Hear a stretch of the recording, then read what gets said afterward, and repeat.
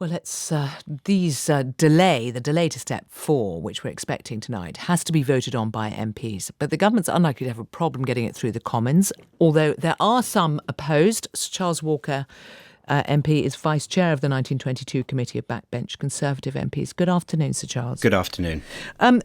Are you opposed? Would you vote against these when it goes before the House? So I just have an overwhelming sense of pessimism now that if you can't lift restrictions at the height of summer, and we are in the height of summer, then you are almost certainly looking at these restrictions persisting and tightening into the autumn and winter. So I don't think the July 19th date will be met. If it is, it will be met for a few weeks before we enter further lockdowns. Can you really imagine Professor Sir Mark Walport or Susan Mitchie of Sage coming onto your programme in 3 weeks' time arguing that now would be the time to end lockdowns? I'm afraid this is a one-way traffic towards further lockdowns and a tightening of current lockdowns.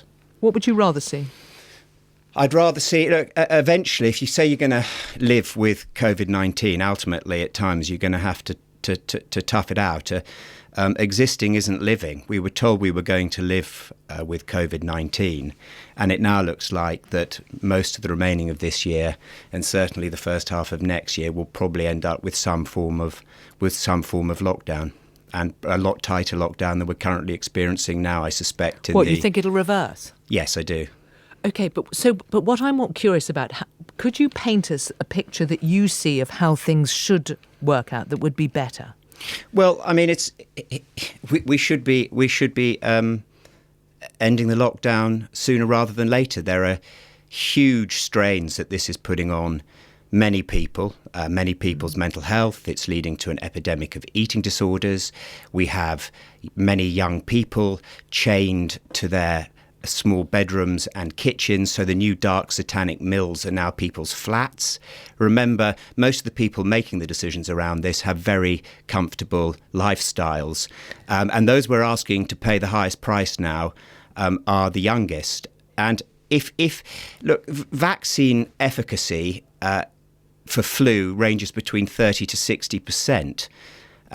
This vaccine currently being administered was designed in the middle of June of last year. We're now on the 4th variant. We've had Kent, Brazil, South Africa and Delta. So you can't really make the argument that we're going to stop mutations. Mutations are going to be with us forever. So what? Would you suggest then that when hospitalisations inevitably rise, we just need to find a way of managing that? I would. Hospitalisations are going to go up. In January the 15th, in January 2015, 5,221 people died of flu. That's 168 a day.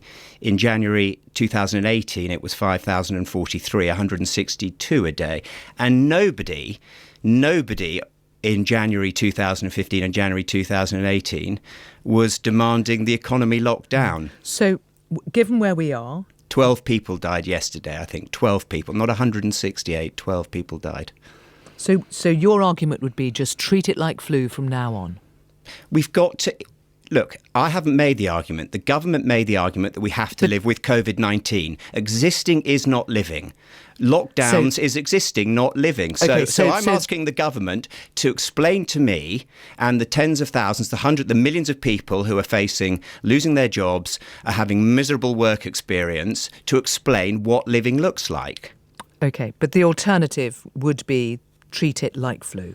Well, that's what we're going to have to do eventually. But I suspect we're not. But I suspect we're not, because, as I've said, we will be in lockdowns throughout the autumn and winter into next year. So I suspect we're not going to treat it like flu. And you're pessimistic because you don't have the numbers. Because last time, looking at the vote, of course, Labour voted with the government. There were 35, I think, Conservatives voted against the extension in March. No, I'm not. I'm just pessimistic about where we're heading. For the first time ever, I feel really, really worried. We're not going to be coming out of lockdown in any meaningful way this year. We will have lockdown for the most of next year. And if I'm wrong, I'd love to come on your programme and you can remind me of what I said, and I'd be happy to be wrong, but I don't think I'm going to be wrong. But the Prime Minister has talked about this being irreversible. But I don't think it will be irreversible.